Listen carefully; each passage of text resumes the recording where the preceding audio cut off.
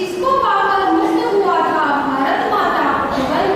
आओ आज सुनाए तुमको बापू का जीवन। रघुपति राघव राजा राम, पतित पावन सीताराम। 1869 में अक्टूबर महीना आया, तभी हुलसकर पुत्री माता ने प्यारा सा बेटा जाया। पोरबंदर दीवान करमचंद के घर में खुशियां आई, नित्य नए आनंद और फिर बढ़ने की बेला आई। रघुपति राघव राजा राम, पतित पावन सीताराम। उम्र अभी छोटी ही थी, पर पिता स्वर्ग सिधार गए, करके मैट्रिक पास यहाँ, फिर मोहन भी इंग्लैंड गए। पढ़ लिख कर मोहन हो गए बुद्धिमान गुणवान, ज्ञानवान कर्तव्य प्रिय, रखे आत्मसम्मान। रघुपति राघव राजा राम, पतित पावन सीताराम। दक्षिण अफ्रीका में लड़ने को एक मुकदमा था आया, पगड़ी धारण करके गांधी उस वक्त अदालत में आया। कितनी उंगली उठी, कोई गांधी को न झुका पाया। मैं भारतवासी हूँ, संस्कृति का मान मुझे है प्यारा। रघुपति राघव राजा राम, पतित पावन सीताराम। रोज देखते थे कि कालों का अपमान यहाँ होता रहता, यह देखकर मोहन का मन जार जार रोता रहता। कभी एक दिन ठान ली, दूर करूंगा अन्याय, चाहे कुछ करना पड़े दिलवाऊंगा न्याय। रघुपति राघव राजा राम, पतित पावन सीताराम। कितने ही आंदोलन करके गांधी ने बात बढ़ाई थी, जितने भी कार्य रहते थे उनकी शान बढ़ाई। फिर भारत में वापस आकर राजनीति में वो कूद पड़े, प्रथम युद्ध में शामिल होकर अंग्रेजों के साथ रहे। रघुपति राघव राजा राम, पतित पावन सीताराम। अंग्रेजों का यह कहना था, यदि विजय उन्हें ही मिल जाए तो भारत को आजाद करे और अपने वतन पलट जाए। लेकिन हमको क्या मिला, जलियांवाला कांड, जिसकी सुन के व्यथा कांप ब्रह्मांड। रघुपति राघव राजा राम, पतित पावन सीताराम। नमक और भारत छोड़ो आंदोलन को फिर अपनाया, फिर शामिल होकर गोल मेज में भारत का हक बतलाया। भारत छोड़ो का नारा अब घर घर में उठता रहता, इस नारे को सुनकर अब सारे अंग्रेज थरथराते थे। रघुपति राघव राजा राम, पतित पावन सीताराम। सारे नेता जेलों में थे, कर आजादी का गान रहे, हो प्राण निछावर अपने पर इस मातृभूमि का मान रहे। देख कर यहाँ की स्थिति समझ गए अंग्रेज, यह फूलों की है नहीं कांटों की यह सेज। रघुपति राघव राजा राम, पतित पावन सीताराम। 15 अगस्त 1947 में भारत प्यारा आजाद हुआ, दो टुकड़ों में बट गया यह भारत और Pakistan.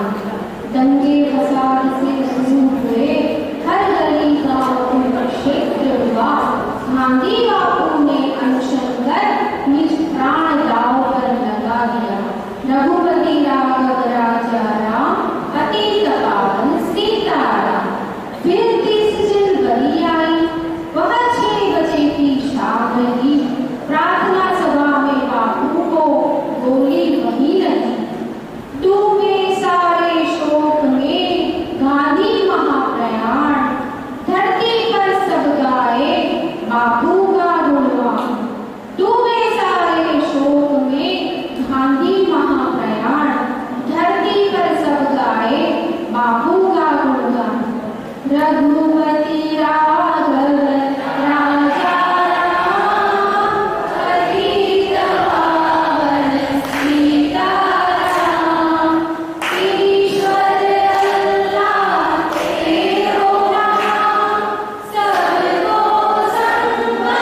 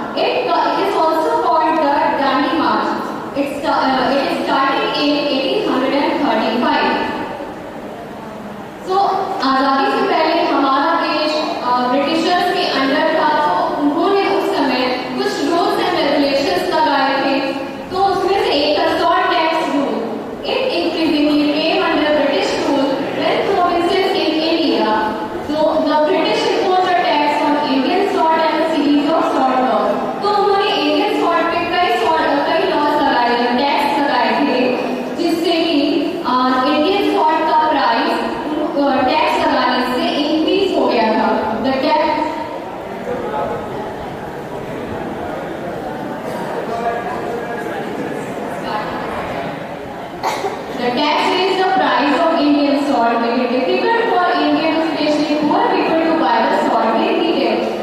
As we know, the salt हमारी health के लिए is very important. So, poor people के लिए very difficult था कि वो एक salt को भी खरीदने में उनको बहुत ज़्यादा difficulty होती थी salt tax rule लगाने के बाद. The salt was made it illegal for Indians to collect, produce or sell salt. ये salt laws difficult कर दिया गया था कि कोई उसे ना collect कर पाता था, ना उसे produce कर पाता था और ना ही उसे sell कर पाता था. तो जो भी Indian people जो भी salt को sell करेगा, produce करेगा या उसे collect करेगा, उसे Britishers 6 months की जेल कर देते थे. So मार्च जर्नी जो यहाँ से गांधी जी ने स्टार्ट किया था वो था Gandhi and many others found the impositions of the salt tax and restriction of salt production unfair and decided to protest against them.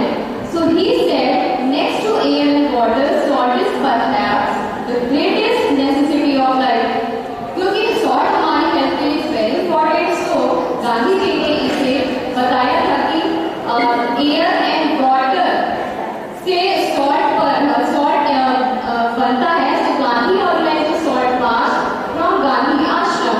उन्होंने अपना जो सॉल्ट मार्च या गांधी यात्रा थी वो गांधी आश्रम अहमदाबाद से स्टार्ट किया था और दांडी में उन्होंने अपनी यात्रा एंड की थी.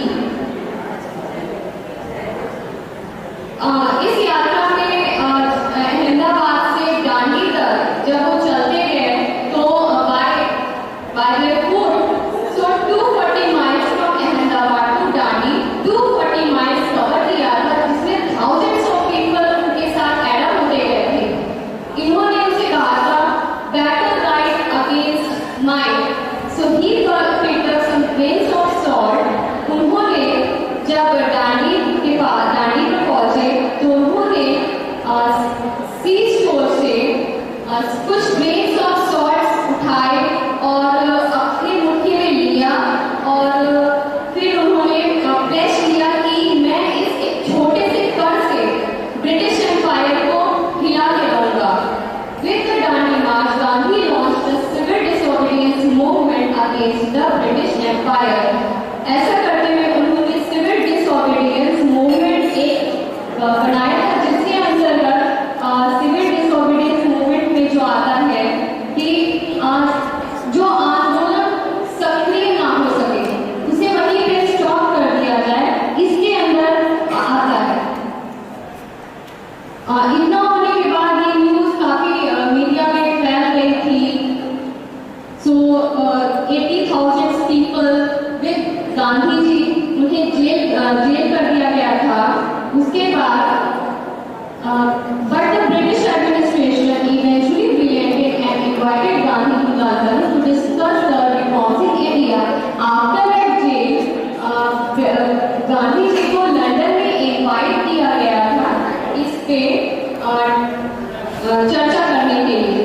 Gandhi salt and March got wide news coverage and proved to be a turning point. ऐसा करते हुए गांधी जी ने जब ऐसा किया तो ये ऐसा टर्निंग पॉइंट आप कह सकते हैं कि टर्निंग पॉइंट था कि उन्होंने सॉल्ट छोटे से घर से उन्होंने प्लेस किया था जो एक काफी मीडिया में फैल गया. After that ऐसे करते हुए with a simple act of standing up against injustice, Gandhi shook the foundation of the British Empire in India. So this showed that by working together people of conviction and courage, even if each one is as small and powerless as a grain of salt, can make an enormous difference.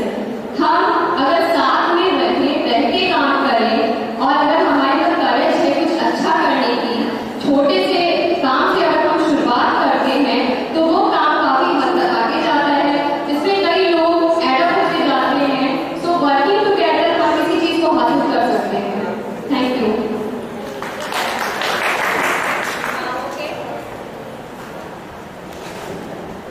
Now I want to say that what lessons we teach our students teacher from Gandhi's life. Gandhi ji की life से हमें क्या सीखने को मिला है और हम हमारे बच्चों को क्या सिखा सकते हैं as a teacher. Gandhi ji का एक बहुत ही अच्छा सेंटेंस मुझे बहुत अच्छा लगा है। First they ignore you, then they laugh at you, and then they will fight with you, and then you win. Okay, इसका मीनिंग है जब भी हम कुछ नया काम करने जा रहे हैं, कुछ भी अच्छा हमारी सोच से हम काम करने जा रहे हैं, तो पहले वो आपको इग्नोर करेंगे। जिसको हमारा काम पसंद नहीं है वो हमें इग्नोर करेंगे, बाद में वो हमें हंसेंगे भी, राइट? वो हमें हंसेंगे, बाद में हमसे वो फाइट करेंगे।